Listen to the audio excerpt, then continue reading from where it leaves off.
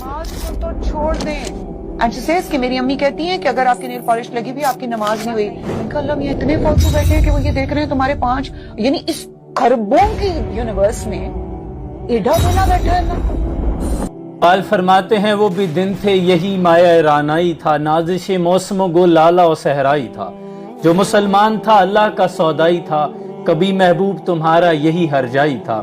اور بدل دیا رخ مشرق کو تو نے یا مغرب، تیری ہوا سے بچائے خدا زمانے کو. اور وہ اندھیرا ہی بھلا تھا کہ قدم راہ پر تھے، روشنی لائی ہے منزل سے بہت دور.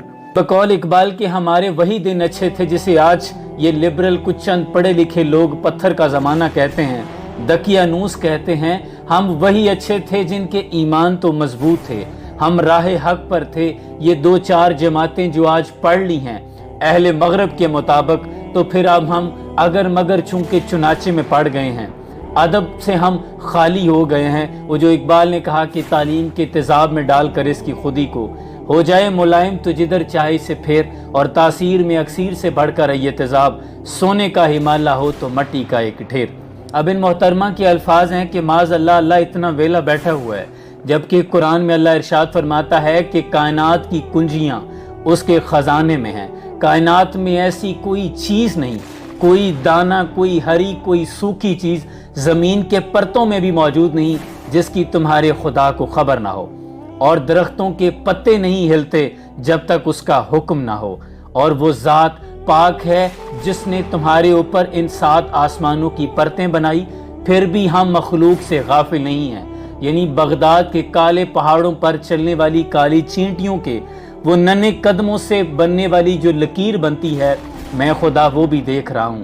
اس لیے اس نے فرمایا کہ فَمَن يَعْمَلْ مِثْقَالَ ذَرَّةٍ خَيْرًا يَرَهُ وَمَن يَعْمَلْ مِثْقَالَ ذَرَّةٍ شَرًّا يَرَهُ. کوئی عمل رائی کے دانے کے برابر بھی چھوٹا ہو اور ہو بھی کسی پتھر کے نیچے مخفی، تو روز محشر اللہ اسے لاموجود کرے گا.